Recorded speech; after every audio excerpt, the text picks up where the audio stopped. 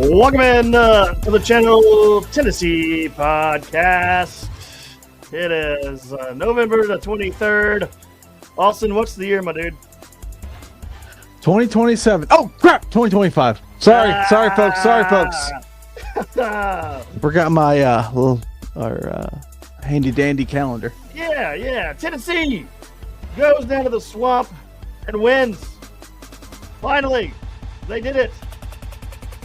The sellout crowd in Gainesville, those lot lizards, they exit the crap hole known as Ben Hill Griffin Stadium early.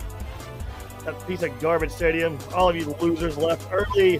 Crown Joey Aguilar, my friend. Crown Joey Aguilar. He went in there, looked real poised, disciplined. Didn't seem to be phased at all with this game. And he came down there, whooped their ass. A lot of players played well. Just solid play from the players. Vanderbilt is on the clock. We're going to go through some stats to start off this podcast.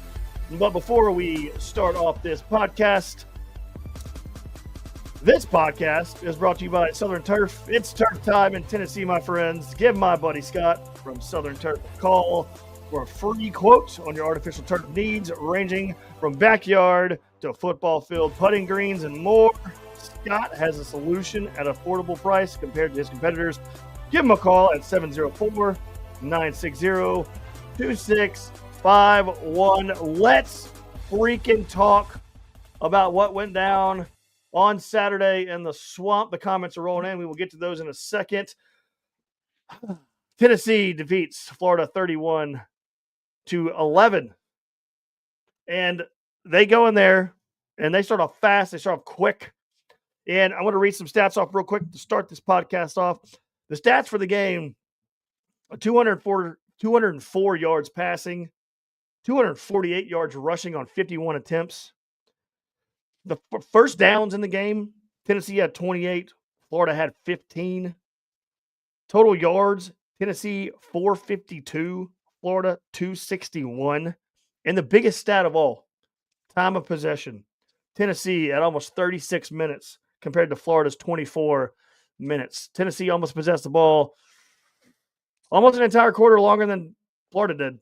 And I think that's what Tennessee people, I saw a lot of people complaining about us not just going for the kill in the second half. The game was already in hand. Florida sucks. I mean, they're just bad. They're a bad football team. They were terrible. Lagway is terrible. Their whole team is terrible. Tennessee just played keep away in the second half. Would I like to see them put more points on the board? Yes, of course. Anyone would. But after that game, Austin, you saw how emotional Josh Heupel was. This season has been, just really exhausting for him. Does it seem like that? Oh, absolutely. It's been just a case of up and downs. Who do you blame? It's just there's just been a never-ending cycle. Obviously, I think the Boo Carter drama has driven him a little crazy, and along with the Nico drama in the spring, bringing along a brand new QB who has surprised the world and with how great he is. But man, what yesterday was about the everyday Tennessee fan that has been wearing that orange and white since they can remember. And a lot of those people wearing orange and white, they can remember winning in the swamp. They can remember 03. They can remember 01. Even for them, though, losing all those straight, it's just so traumatic and just something to you, man. And there's so many UT teams that came into the swamp and they faced lackluster Florida teams and got their ass whooped or blew it.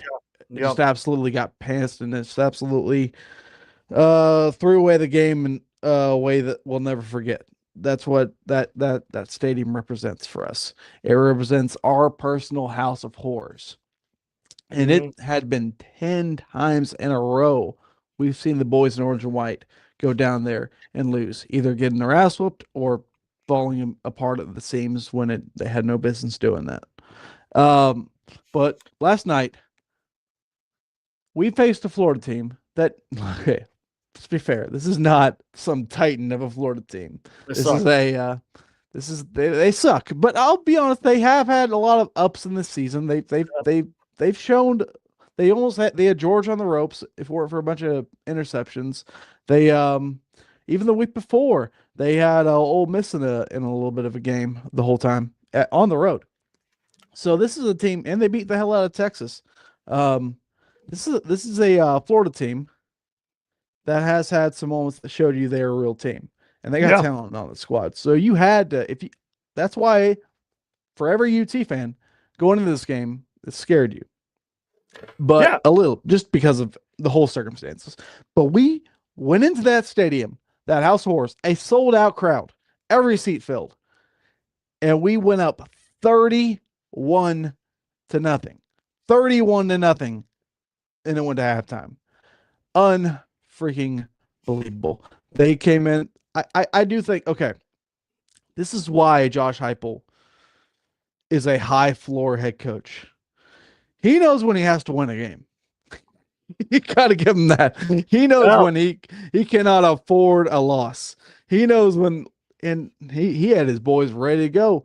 And I definitely think you saw the defense since Carter has been off the team, and out of the lineup on defense. The defense has been so much better. And I real don't quick, know. let's talk about another Carter on that team. Arion Carter was all over the place last night.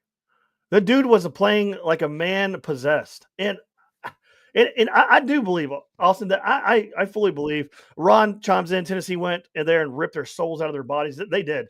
They ripped their souls out of their bodies. They didn't have to do much in the second half.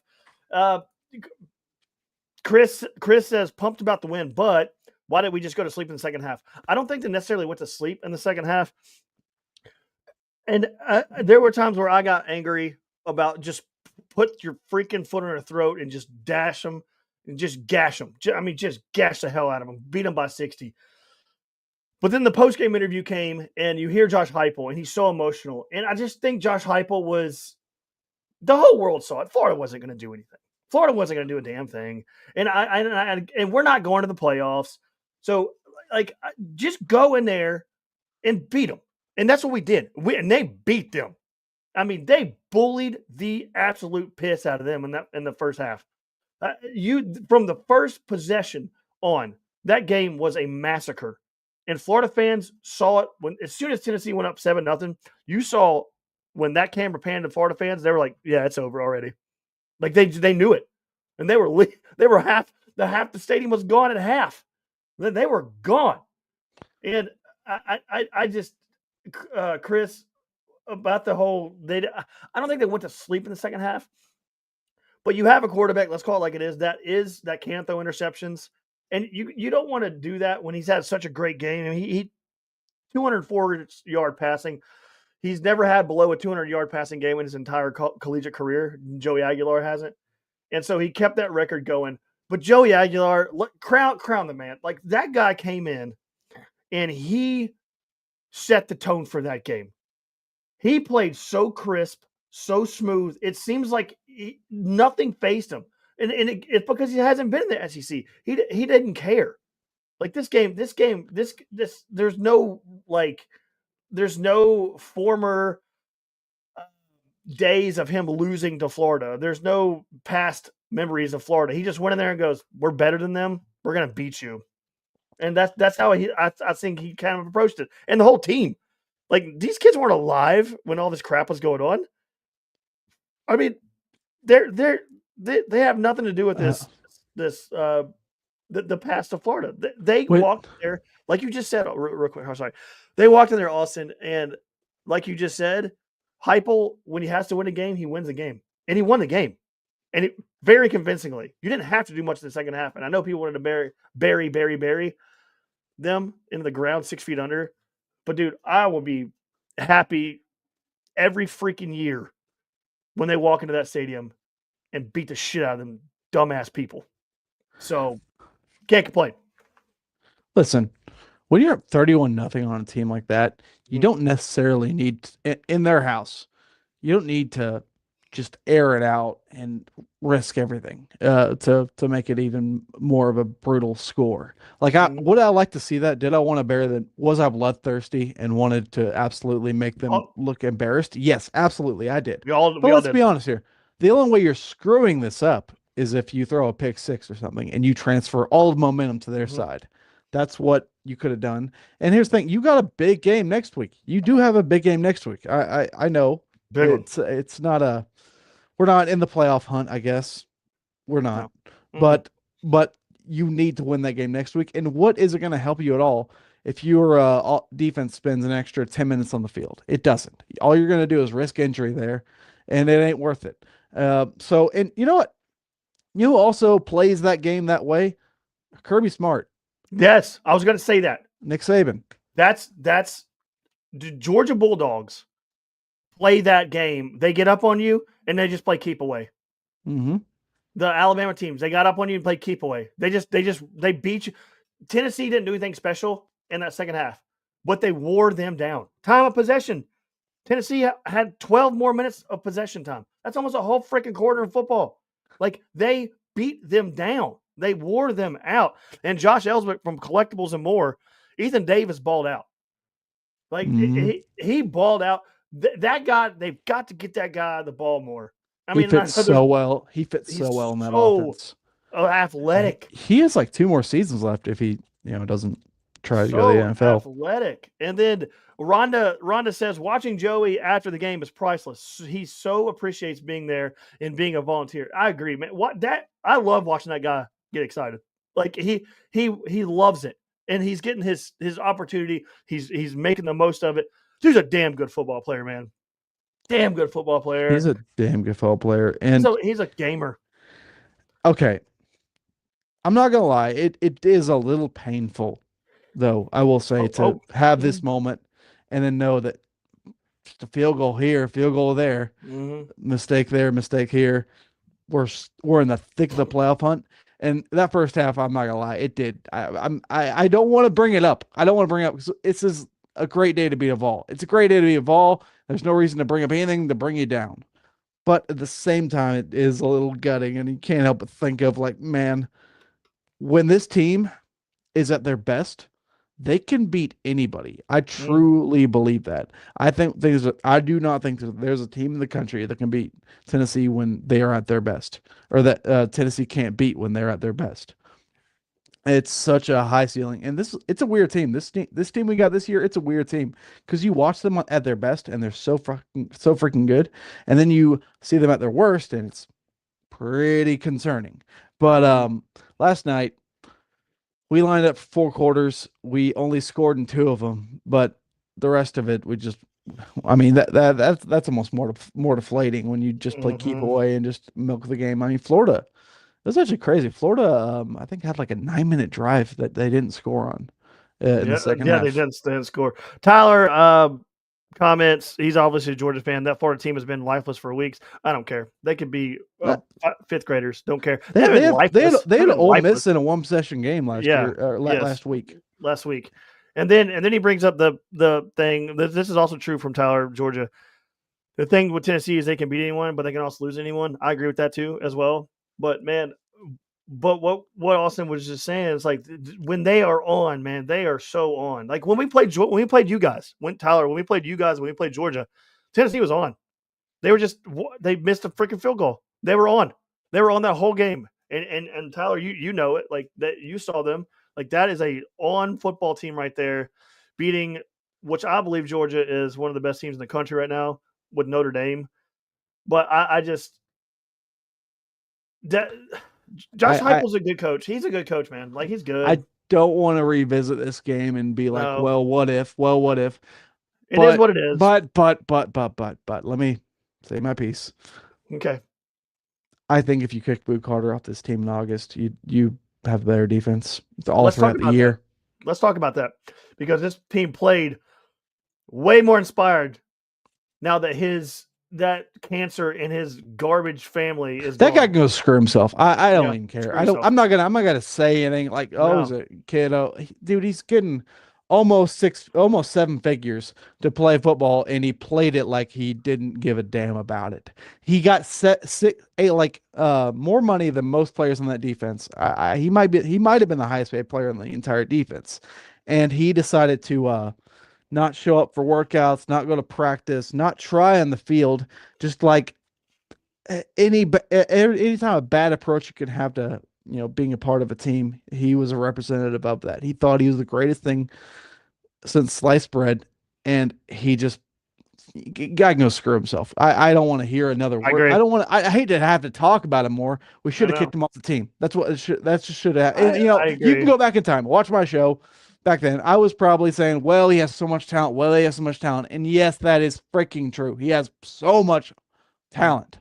But if you don't use it right, if you bring everyone around you down, then what's even the point, dude? We would have been better off that, and we would have beaten This is Georgia. where I We would think have we would have beaten Oklahoma, bro. Well, Oklahoma didn't play. Whatever. this is where I think but he didn't play, but he was still there. Like his presence was still lingering I around. will say Like they played better though since he's not played.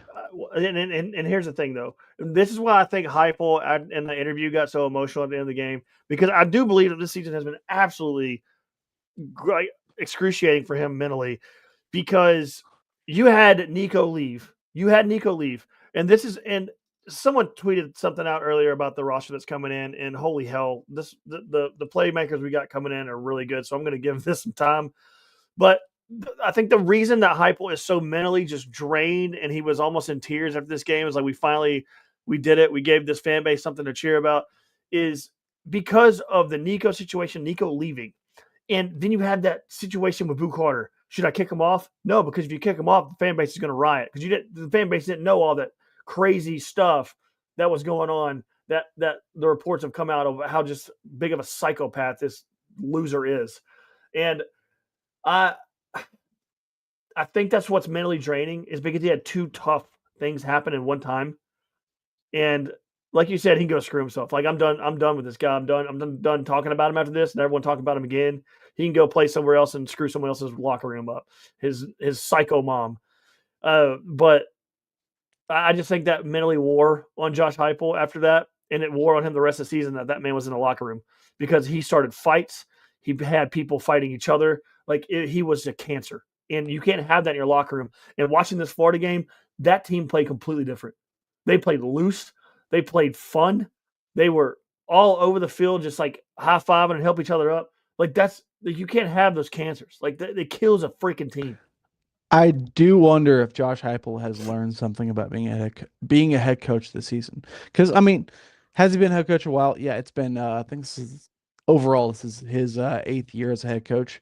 But you're still learning. You're still adjusting. You're still having to value what matters most on your team and what like how big of a deal is chemistry. And I know it's all changing with the NIL era. Like this is ever changing. This is constantly like egos getting involved. We all knew this was coming, Mm-hmm. but I really think he's evolved. And Read what Tyler that game, what's read that? what Tyler said right here because it's right on point with what you're talking about. He's a epitome of what Kirby quoted last week. Everyone wants a check, but no one wants physicality. Boo doesn't want the physicality it takes to Boo doesn't want the physicality it takes to win in the SEC. Yes, I Yeah. agree there. And I just think his attitude is an issue too. I don't think he where he played Bradley Central, which I mean they play the top competition. They play McCall, they play Baylor, but on that team he was clearly the most athletic guy there. And coming over here where you're playing more athletic guys every week, more developed Mm-hmm. guys, and you're the guy who sat out training and didn't put in the work. And it's just Yep. yeah, I agree. I do think if you can Austin Reed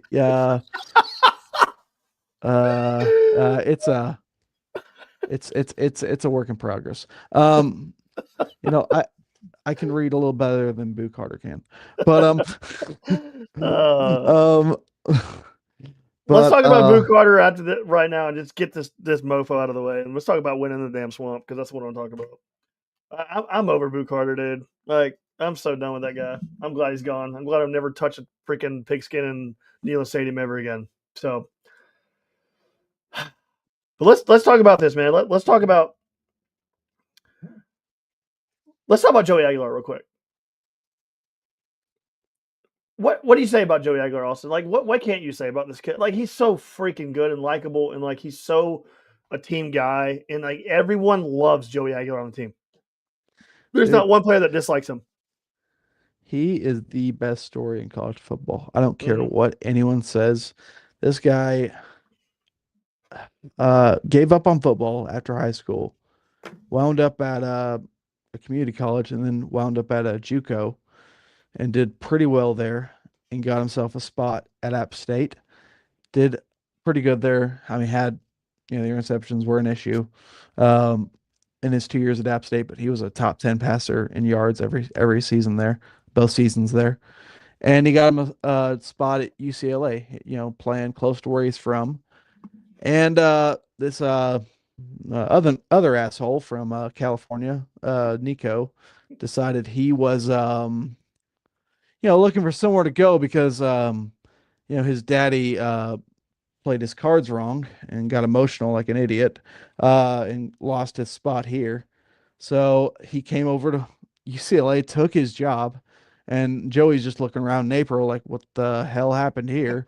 I guess I either have the choice to be this a-hole's backup or I can go out and look for something better. And Tennessee was kind of standing there like, "Mm, well, we tried to talk that QB into the portal, and it didn't work. Hey, Joey, you're not a starter anymore. I see.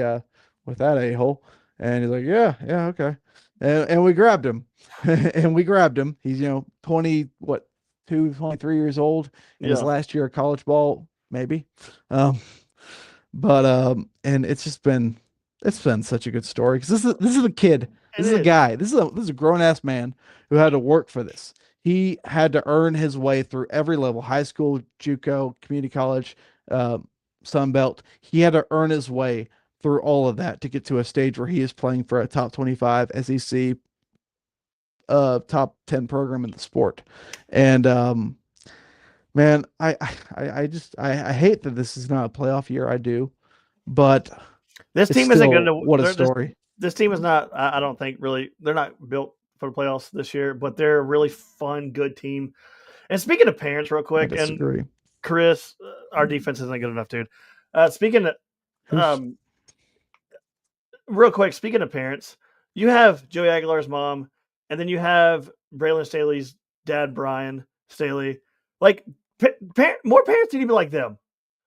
Like, Brian Staley is the biggest freaking homer fan of his kid in this team.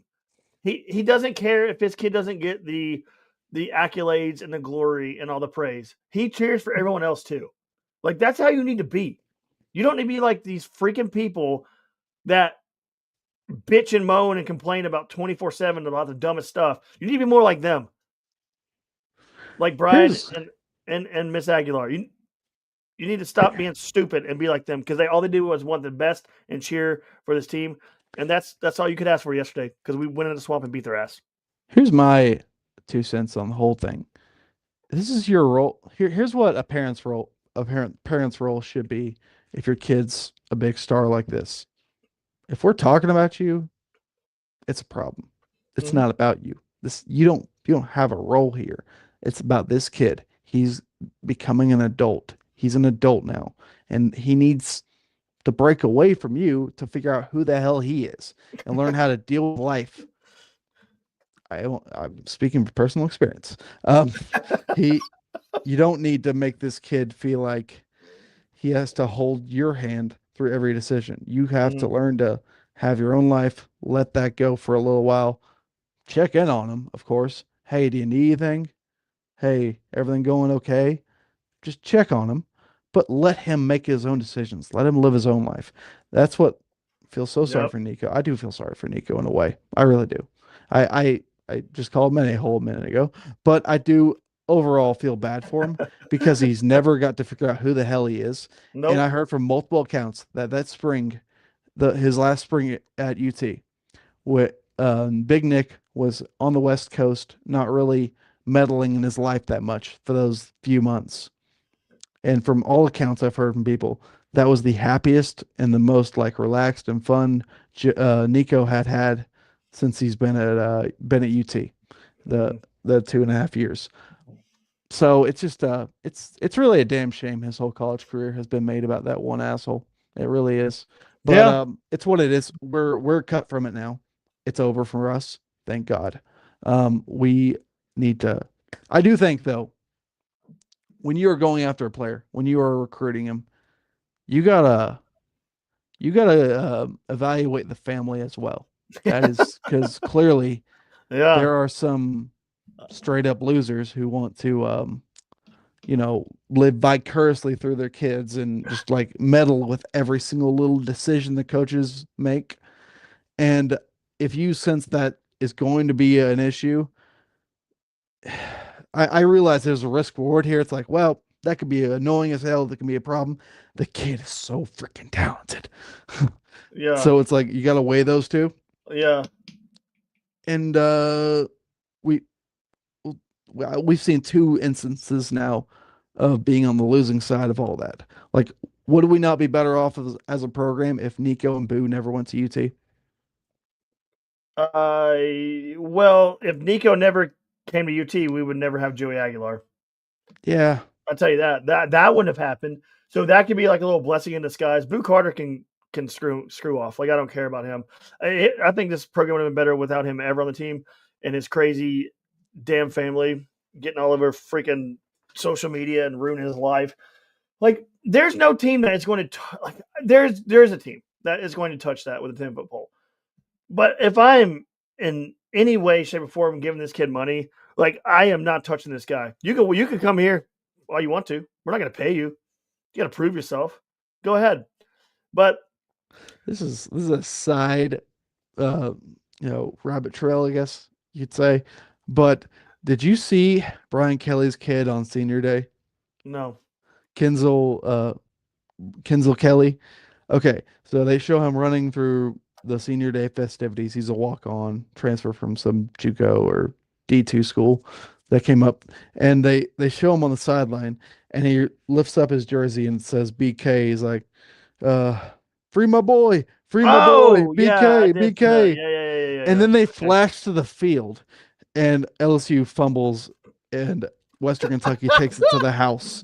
I Literally did not see that. 60 seconds. It's amazing. You I did have not. to watch Well, it. I know And they I only beat saw Western Kentucky 13-10. I saw photos of it. I saw photos. I was too busy last night to really just search social media, but I did see a little bit of it. And no, now I will go back and watch that because Oh, that's pretty and damn the kid, funny. I think, said something like, it's all about family. And he Oh even had it God. in like the kind of Brian Kelly esque fake Southern accent. I'm like, where the hell did they find these people? Yeah, that's crazy. Sorry, that That was we were mentioning no, fathers and sons in football, yeah. and I was Well, like, we got off I had onto to this bring up this tangent. kid. We got on this tangent of families, but let's get back to the swamp real quick. Let's break this down real quick. Then we're going to Vandy because Vandy is on deck. They're on the clock. That Yeah, game is there's going. nothing to do with parents there, is there? No, not at all. No, not any mothers humping poles or anything. I. But so What is wrong with this baby, sport? grind on me, relax, take your time with me. Uh, Got it. It's Nashville, is it? Oh, all right. Well, okay. So let's break down this game. Our top rusher, Bishop, 116 yards. Dude, that guy is did that not remind you of James Stewart, little man Stewart, when he jumped over that freaking pile into that front flip? beautiful. This is Did that not just beautiful. like flashbacks of James, little man Stewart? Like that was that's the kind of plays you look at and say that team wanted that game. They're playing free, they're playing fun, and it's their whole attitude was so different in that game. They were loving it. And once they got up, and this is what Heupel does do really well, is when his teams do get up, they pounce on you. If it's a close game, that's when Heupel gets really conservative and really just plays too safe. But Hmm. Heupel teams when they do get up on you, they will continue to do that. They have confidence. There's no thinking. They're just kind of doing it. And Bishop had 116 yards. Ethan Davis led the team with only 72 yards. And yeah, had a touchdown. But I would rather have those. That's what you just said. It's like a Georgia and we were dinking and dunking. Like what? How many times have I said that this year? Like that our team, this offense needs. They don't play like other teams. they're always going for the long ball, the shooting their shot down the field. But you need like those smart underneath plays. We did them all night, and we just gashed them. We cut them little by little, cut them, cut them, cut them, cut them. And you only had like one stretch of penalties, that one drive in the second half, and once we did that, there wasn't any more instances like that. Um, Man, the play I'll remember for this game though was 3rd and 17. We're obviously just trying to play it safe. We're Go. not looking to risk anything. It's Star Thomas goes and breaks off a 52-yard run and almost fumbled, but didn't. And just like, oh yeah, this is not gonna be a game, is it? As if like that's always a turning point in the swamp. That's when they make it they're supposed like I feel like the script in the swamp is for them to grab that fumble, run it to the house, and then it'll be a 14-point game. But before you know it, the game's tied at half. Yeah. That's the kind of crap that usually happens in these matchups. But we fell on it, and then we ran for 52 yards on the next play when they missed like 4 tackles. Like, Florida does suck. They do, but like I don't care. Like I don't care. Like I don't care. 2003. You know how many great quarterbacks and teams we've had since 2003? A lot. A lot. And I was talking to this guy. I was at Mellow Mushroom talking to this guy, and I was like, how old are you? He's like 21. I just turned 21, and I was like, dude, you were born basically the year that the last time Tennessee won, basically. Mm-hmm. And I'm like, you have never seen Tennessee win ever in the swamp. You've never seen it in your life. And then I was like, in 2003, dude, I was about to go into high school.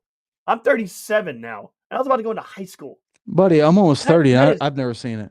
Yeah, and that's crazy the to last me. time. That is crazy to me. So yeah, I will take this win no matter how we get it. And it is kind of weird when you see people on social media like they're like pissed off about it.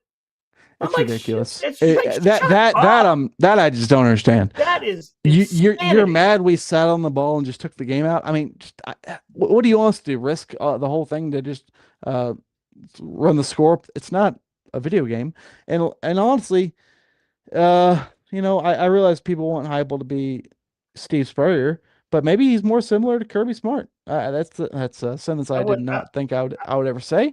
But at the same time, he's showing growth as a head coach and showing that he's not about that kind of crap anymore. Okay, so I will say that he is more. He's not a Steve Spurrier anymore because he was being talked about like Steve Spurrier. He is more of a possession type coach now. Like as you look at the possession, Tennessee had 36 minutes pretty much of possession the entire game. That's almost the whole crazy. Like, that's almost the whole damn game. Like not the whole game, but like it's a majority of the game. I think Heupel's first 5 years as a head coach in power conference games, he legitimately lost time of possession. I think 90% of the time. I'm basing that mostly on just we year by year we ranked last in time possession in the SEC. I would say that the first 2 years he was here, and maybe 3. I'd say we're in the middle of the pack now with time of possession. I remember winning time possession against Oklahoma. Where I remember winning it obviously last night, and I'd say Kentucky. We have been winning time possession more and more under him, and it's showing that he's evolved a little bit. He's not playing that run and gun style the same way.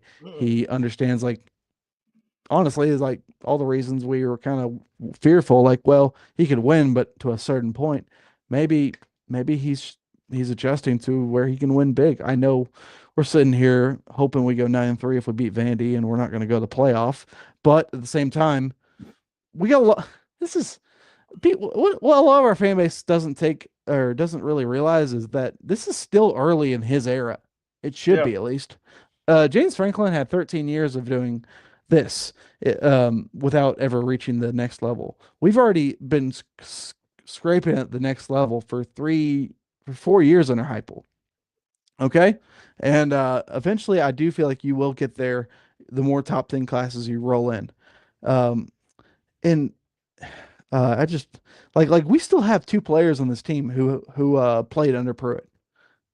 That's crazy. It's still early in his era. I know it's weird college COVID years, redshirt years, whatever bullshit. Yeah. But we're still early in this era, and I hear people all around saying like, "Oh, we can't develop players." I'm like, that's not necessarily true. I mean, if we can't develop players, then I think we'd be going like 5-7. Yeah. Tyler's been sending some good comments. So, hey, Georgia fan Tyler, got to find a way to get in the top 5 recruiting, and I agree with that. You do. You got to find a way to get those top 5 classes or get a top 5 class. You've seen the way that Heupel kind of recruits. He gets the really good players at every position. And this next year, you have Faison Brandon coming in, which is he's the number 1 quarterback in the country, in my opinion. Just the way, just his style, just how quick he He is, is how number fast. one. Yeah, well, it depends on depends on It's, what site you're looking to now. Because yeah, they dropped him to a 4-star because he every time someone commits to Tennessee, they pretty much drop him. It feels like. But and then you have the number 1 wide receiver in the country coming in. I think the number 3 and the number 7 wide receiver in the country coming in. So you have Braylon Staley. Talk about Braylon Staley for a little bit. Chris Brazzell is awesome. Chris Brazzell is going to be a pretty high draft pick in the NFL draft. Braylon Staley, dude, that guy could be one of the best wide receivers at Tennessee in a long time in his next couple years, if not he's just next year. he's He's so so talented. good. My God, he's good. He's so smart. He can get open. He has the ability to get open. He's so smooth at getting open. Dude, And he's you always way open because he just figures out a way to get there. It's fun. It's so easy to him. you And he's throw and Mike Matthews is holy crap. He's shown me like that speed. If he could just find a little more chemistry with Joey to hit on these plays, because I feel like we're really close to them having like a next level chemistry, especially when Brazel leaves and you have to move everyone over. I think that guy could be your new deep target. yeah, And you're going to throw in Tristan Keys, the number 1 overall wide receiver in the country, to this next team. You have a crazy high ceiling there. yeah, you do. Obviously, you'll bring back David Sanders in the line, and you'll have to replace Lance Hurd, which is a tough task. Yeah, But you got Bishop another year. You got Star Thomas. Well, I think Star might be gone. I can't remember. But either way, I feel great about the offense next year, especially. Well, I guess it all depends on what's going to happen at QB because could Joey get another year? I don't know. I'm not gonna act like I'm an expert in the situation, but from yeah, people around the sport, they seem to think it's yeah. very much a possibility. Our buddy Chris asked that earlier in the comments, but I don't know. I don't know much. We don't know anything yet. Like you just don't know yet. And to piggyback off of Tyler's comment about you got to find a way to get a top class, Toby comments back to his comment and says it would help if all the 5 stars that committed to Tennessee immediately go to 4 stars. Like it does seem like that. Every time a 5 star comes to Tennessee, it's like, oh no, never mind. He's down to a 4 star. I really believe there is something to that. Like there needs to be a 30 for 30 just on Tennessee recruiting because every time we get a top player, they immediately drop them. It's the wildest thing, and it's true. It is true. There's no lie to that. Every time a Tennessee player comes to Tennessee, their star ranking somehow just plummets. It's crazy to watch. It is absolutely wild. And do I think that's a full-on blanket excuse for Heupel, like not getting to that top 5 level? No, because at the same time, I think the last 3 classes, each time we've gone higher in the rankings. I think we were 14th 3 years ago, 11th the next year, and this Mhm. one's looking at like number So, 8. yeah, So seven or eight. Yeah, you're getting higher and higher and higher. Eventually, you will get to that top 5 level, I do believe. And NIL from Adidas and more consistency. I really do feel like people don't consider like everyone wants to fire their coach. Everyone sees one little bit of lack of success, a bad performance, and you're just like, get rid of the coach. This has to be gutted. But like, dude, I'm so thankful to have Josh Heupel. I am so thankful to have him because Man, look at where we came from. Look at what we dealt with as a fan base. We lost 10 straight games in that stadium. 10 straight. Florida hadn't been good for 90% of them. Yeah. And we lost that. Like that is some serious trauma. And he just ended that. I know Florida certainly had their helping being that god awful, but we had to be a willing opponent to beat them. I mean, hell, they had Georgia in a game. They had Auburn, or not Auburn. They beat Texas. Mhm. Um, and they had Ole Miss last week on the ropes. They have, they're not nothing, and you just went out there and smacked them in the face and beat them, and that's, man, it's just, I would like Tennessee to be, in the playoff this year, and we definitely should be with that schedule, and if we made a field goal, we would definitely be, but it's a lot better than going 5-7, 4-8. Let me just tell you right now. Comment rolls in. Do you guys think Hype can win a natty? I don't know. I I don't know don't. I that. don't know either. I don't know. I'm I not don't gonna know. say no. I will not say no because who the hell knows? I But I don't know. think he is maturing as a head coach and we're getting better recruiting year in, year out. And I still think he's evolving as a head coach. I've seen evolution in how he calls games. You know what? You're right, and I hate to agree with you because I hate your guts, but I think that Hype will is changing the way he does things because that was kind of eye opening. I don't know, like it was eye opening that Florida game, the way he did his offense, and when people start to say or keep saying, "Oh, his tricky offense, his gimmick offense," like, dude, just watch a game. You're full of shit. You don't know what you're talking about. His offense is not gimmicky. Like, it's not gimmicky. There's no gimmick to it. I don't understand. There's no gimmick stuff. It's normal stuff. Normal. Put your players into motion. Roll out, throw it. Like, it's normal stuff. It's nothing crazy. And then every now and then, yeah, we'll throw a deep ball. Wow, call it crazy. How is that any different than anybody else's offense? It's not. Literally not. I I kind of get what they say, but also I feel like we're kind of evolving it more to a level where it's kind of a more traditional offense that like it is not totally sustainable to always lose time of possession, and we're not doing that anymore. We're taking the ball, we're sitting on it for a little bit. We're not going to if we're clearly can get yards on the ground, we're gonna do that time and time out. Um, and I don't know. Can Hyper win a national championship? I don't know. I'm not gonna lie. If I'm gonna give a coaching grade for the season, I don't know. It's tough because I feel like he's made a lot of good happen. Like to have an offense like this with a QB that you got in April is pretty damn impressive. But at the same time, this was a kind of schedule that I think you kind of underperformed it, even if you win against Vandy, because I think you are I think you're better than 10 teams on your schedule. And Mm-hmm. I still don't think you should have lost to Oklahoma. I still do not think that. I know Oklahoma proved they're more worthwhile and they got a hell of a defense that can make things happen. But if you just play more mistake free, I feel like you win that game and win it pretty going away, especially in that kind of atmosphere. I'm not over that game. But at the same time, I'm all the stuff you overcame, all the trauma, all the controversy, blah blah blah blah blah.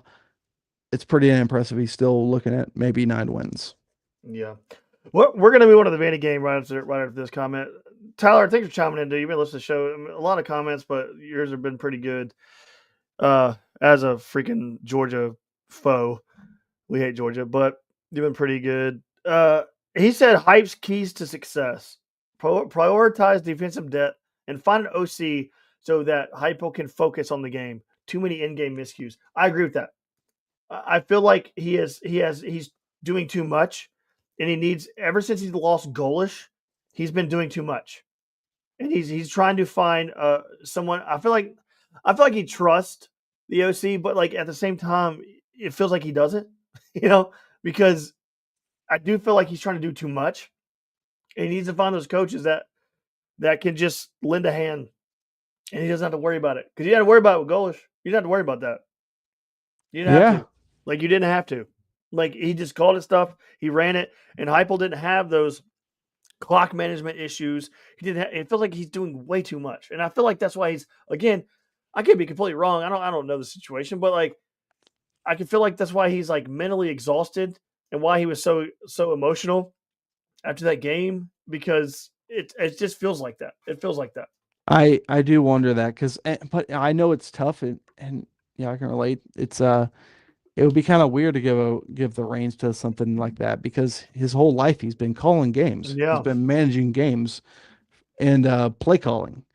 And you know, I've seen those charts though. I've seen the charts that show guys who are calling their own plays versus guys who aren't. The guys who aren't typically have more success. yeah, I don't know the science behind that.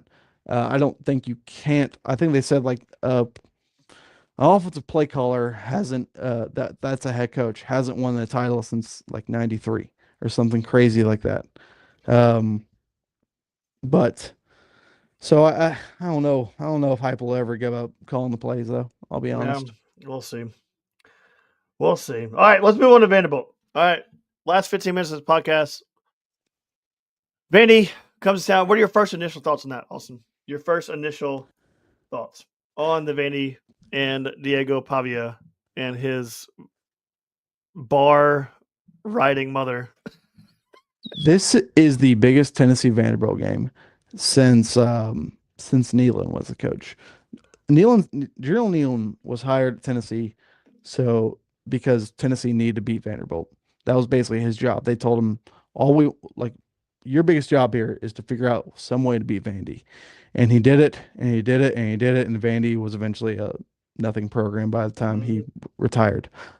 But going back to those early days, Vandy was the most successful program in the Southeastern Conference in its infancy. Um, Obviously, that was more of a trade of those private schools like Yale and Harvard dominated too. But since those days, this has been a nothing game. Vandy has had way less resources, gotten way less talent than Tennessee year in year out, and that is still the case. We have a much more talented roster than they do, but they have a good team. I'm not gonna lie. Diego threw for what 460 yards last week, a Vandy record, and 6 touchdowns. He absolutely beat the hell out of Kentucky. This is the best team in the last 100 years of Vanderbilt football. It is, and we got a team on our hands that's on our end that has shown a lot of highs and shown a good few lows, but we have a shot at knocking the Commodores out of the playoff picture. And my God, this has to happen.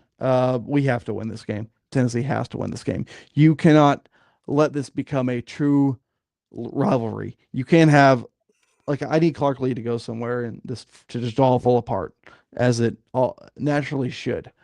We're not going to have an in-state rivalry here. And we need to end it right here, Uh, nip it in the bud, and then Vandy will turn back to Vandy, and once Diego leaves, hopefully, and it's going to be over said and done. And it's such a big game. It's such a big game, though. what do we need to do to stop Diego? I know what we need to do. Get What him do on we the need to do? ground. Get him on the We need ground. to blitz the hell out of him.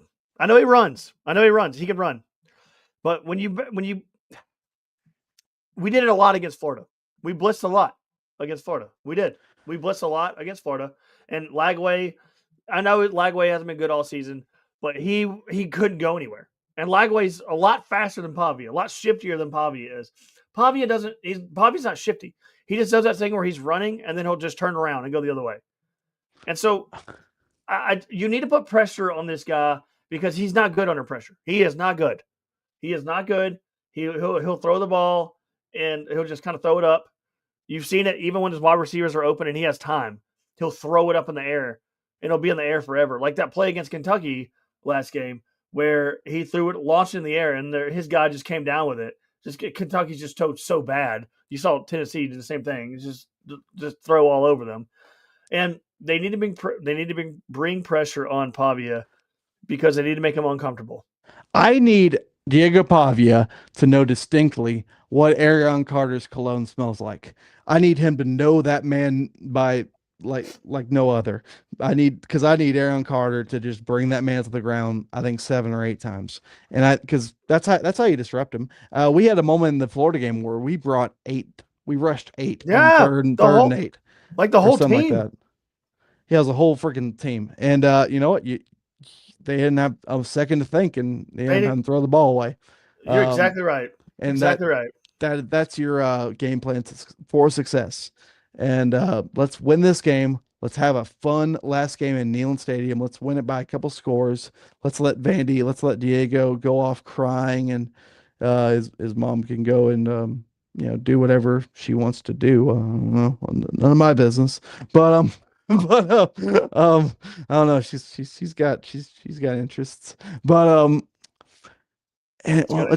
let's end this rivalry, man. Let's not let this become anything but more than it is. Let's end this story. This is our state. It's not even close. Hmm. Vandy is not a football school. They will never be a football school. They will never have true success in this sport, and we can take care of that in Neyland Stadium this Saturday. And let's all enjoy Thanksgiving. Let's all enjoy Black Friday, and beat the living hell out of the Vanderbilt Commodores, and Yeah. then go win a bowl game and have our third 10-win season in the last, I don't know, 15 years. Yeah. Well, someone before uh Diego's family, they need to put some padding on the railings out there in Neyland. Just go ahead and do that. Maybe some plastic. I don't know. Go ahead and do that. You you have got to come out with your hair on fire on this game. You have to. You have to. You cannot let Diego come in. Diego's good. He's good as hell, dude. I don't care what anybody says. That Vandy's good. You can't say otherwise. Diego Pavia is a gamer. He's kind of like Joey. He's a gamer. He just makes plays, but he can do some dumb things if you get pressure on him. And I agree with that. But you need to win this game, and you need to go to a good, respectable postseason game and send this season out on a high.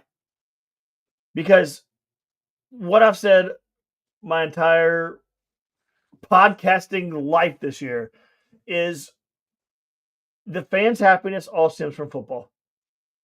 When football is doing well, a lot of things are forgotten, and that's the truth. That's the dead honest truth. We beat Florida. You haven't heard any negative stuff except for some crazies out there. You haven't. It's been positive. Everyone's been having fun. It's been great. So you need to get in that stadium because this crowd's going to bring it. This crowd is it. This crowd, Neyland is going to be loud as shit. Let's just Do call it loud as do you all get think out. Diego is ready for how that crowd's going to be?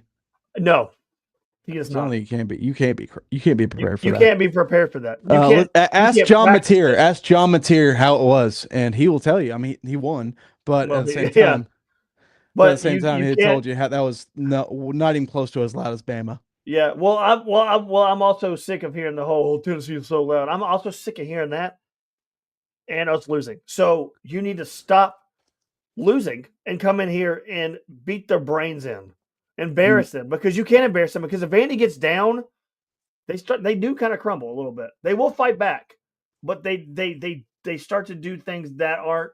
You see it throughout the season when they get down. They did come back against Texas, but Texas manhandled them almost the entire game. So it's like this is a game, unlike the Florida one. When you get up, you need to put your foot on their damn throat. You cannot let up in this game. You can do that against Florida because Florida just they're not coming back. They're not coming back. Florida just sucks. But with Diego, he's a gamer. You get up at any part or portion of this game, you've got to stomp on them and drive them into the ground. you Go handle business. here's my keys. Zero turnovers. You cannot give the ball back at any Agreed. point. You cannot transfer momentum. You can't make them feel like they got this. You can't do that. You just can't do it. It's what kills you more than anything in these kind of games. Um, and I mean, their pass defense is not elite. I don't think they played really well last week, but that's Kentucky, man. Kentucky is a team that can pull off something sometimes, but their low is pretty damn low. Um, so I wasn't I wasn't watching that game scared to death. But this, if you don't get him on the ground though, he can abuse you. But this is Mm, where you got to show that you are, a top tier SEC roster and you can bring pressure like nothing else. This is where Rodney Garner's boys have to show what they're worth. Man, okay, a little off topic. Tim Banks has gotten a lot of hell this year. You would agree, and I've been agreeing with it all. He has. Tim Banks, He has. yes, yes, yes. But I will say the last few games have been the best they've played on defense all year, and it's been without Boo Carter. Do you think if Boo Carter isn't on this squad, are we still mad at Tim Banks? It's like I said this last podcast.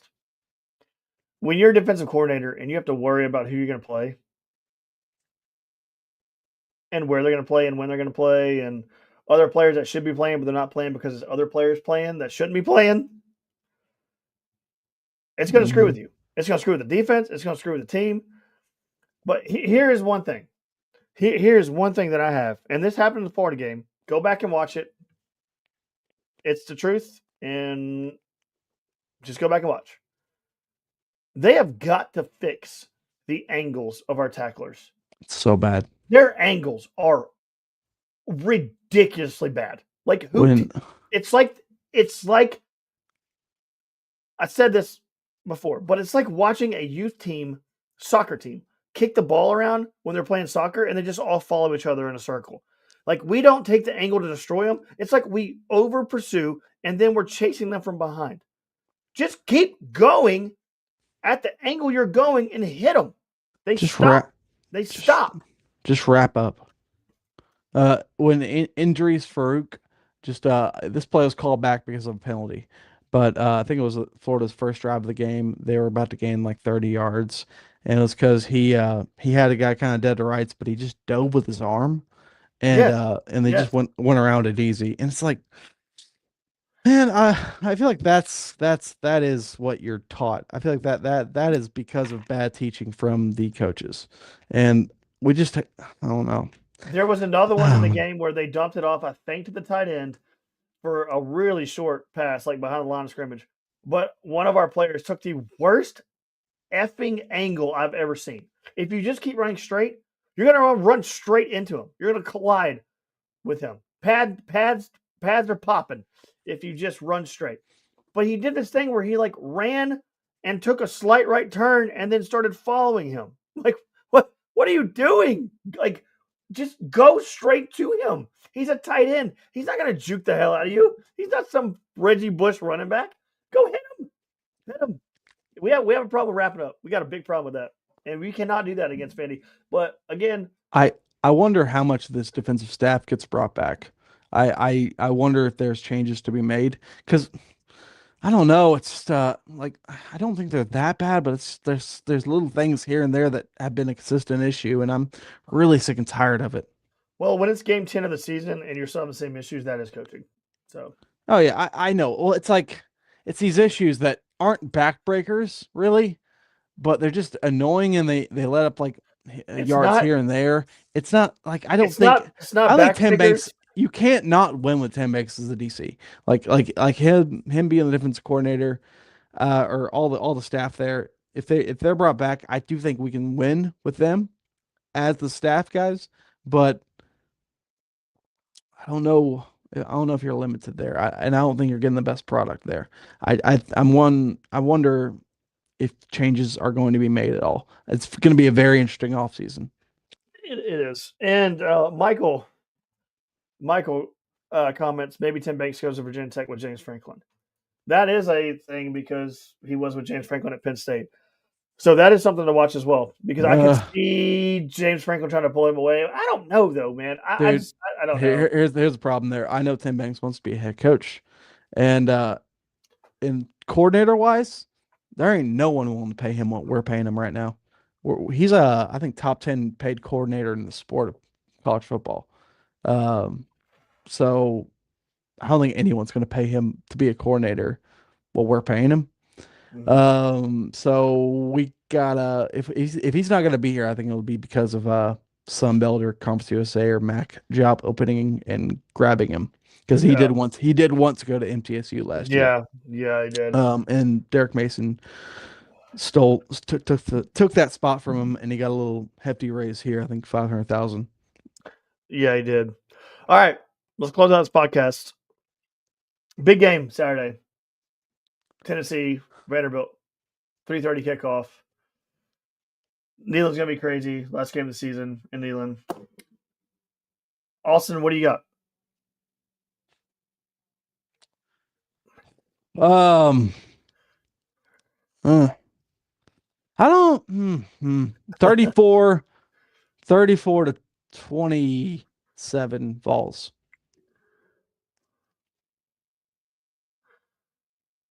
You know what? I think Tennessee takes care of business. I do. I think they put up almost a 50 burger on Vandy. I really do. I think it's going to be 48 to 31. Tennessee wins. I think they handle them pretty good. Could be wrong. This is what I'm feeling. I think Tennessee finishes the season off strong. I really do. I think the whole Boo Carter getting kicked off team has really like rejuvenated this team. They revived them a little bit. They play with energy. I think Heupel is going to have one of those games, and Joey Aguilar, I think, is going to have that game that you've been talking about, where he just kind of just goes off. I can see it happening, and I think Tennessee almost puts up a 50 burger on him. 48 points Tennessee scores. I'm going with that, and I'm never that positive, but I feel it coming. I don't know. I could see it, and I also think this defense can get after Pavia. Like Pavia, I'll say if you want to talk about downsides that he has, he always thinks he can make a play happen, and that could be his downfall. If Yeah. you like let him just like he doesn't throw the ball away, he would never. That's his biggest problem. It's gonna be a hell of a game, man. I can't wait. I can't wait. And if Joey shows out, we don't turn the ball over a couple times. He just shows out, we beat him. And then we go to the bowl game and beat Iowa. We're going to beat Iowa. Don't worry. I don't know where. I don't know how, but we're beating Iowa. It won't be Iowa. I think it's going to be it. If you told me a bet on who the hell we're playing in the bowl, say Iowa. I don't know where. Iowa. But what's Kansas State's record? It's the Big Ten, man. We're gonna play the Big Ten. It's gonna be Iowa. It's gonna be Iowa. I'm not even letting any of their options creep in. It's Iowa. All right. We're playing the Hawkeyes. When we beat Iowa, Iowa and Iowa alone in a bowl game in Florida to win our 10th game, there's gonna be a lot of great momentum. And what's his name? The head of On3 now. He's the guy who started 247. What's his name? Pete. Shannon Terry. Is that his name? Yeah. No. Yeah, Shannon. Pete. Someone else. I don't care. Well, Shannon. The guy who basically started 247. The guy who's ahead of On3 now. Or he started that as well. But that guy, he was tweeting. I think our friend Jordan Moore shared a tweet of his in our feed, and he believes that this is very possible that Diego Pavia or that Joey Aguilar could be back in 2026 if he wins this case, which the NCAA doesn't ever win cases. So if we get Joey in 2026, this would be great momentum heading into that season. And we will have a tougher schedule. Okay. You play at Georgia Tech to open the year, or that's your big non-con game. You go to A&M, you go to Arkansas, go to South Carolina, go to Vandy, and then you got home games against LSU, Texas, and Alabama, and some other squads. But it's a definitely tougher schedule than the one we had this year. But if you end that momentum, you hit the portal hard. I cannot emphasize this more, and I've been like angry about it that we didn't do it this year. You hit the portal hard for defensive players. Any gaps you can foresee right now, you need to hammer in the portal. I don't want to take it for chance. I don't want to take it for chance because we took it for chance this year, and it bit us straight in the ass. And one last little thing, I want a new kicker. Mm-hmm. Nothing against that guy. I don't have any ill will. I don't have any ill will. I feel so bad for him. A lot of people are making this out to be something that it shouldn't be. And it's just a case of I don't think it's like a gear he has in him to be Mhm. super duper clutch. And it was a 50-yard kick and it was close. But against Florida. But the Georgia game, the Kentucky game last year, the Oklahoma game, I just can't have a guy doing that anymore. It's just as simple as it is. We need those to be points, okay, man? If we you're not if when he misses those, we're not living up to the team we could be because those drives should end with points. It's it's it's it's almost like an interception when you miss a field goal like that, and you just can't have that, man. We need to get points out of those drives, and if we get points out of those drives, we're having a whole different season. Yeah. So I go with the portal, find the most consistent guy in the AAC in the Mountain West, just say, hey, here's 500K, come over here, or maybe not 500K, that's a bit much. 150K. You're being too detailed right now. Yeah, but that's how it works. Yeah. All right. We will figure it out on Saturday. Tailgate G10, last one of the year. Gonna be fun. Last one ever, probably. Maybe? Not I, ever. Not I'm ever. not gonna act like we can predict this. I mean, good Lord. Last. Anyway, but good podcast, man. Good talk. Thanks for all the comments in the comment box. People were very interested in this show. We will do it again next week after we play Vanderbilt, 3:30 p.m. Eastern Time, Neyland Stadium. If you can find a ticket, find one. Be there, be loud. Let's make it hell for these Vanderbilt boys. But anyway, good night. Go Balls. God bless. We'll do it again next week. Peace out, my friends.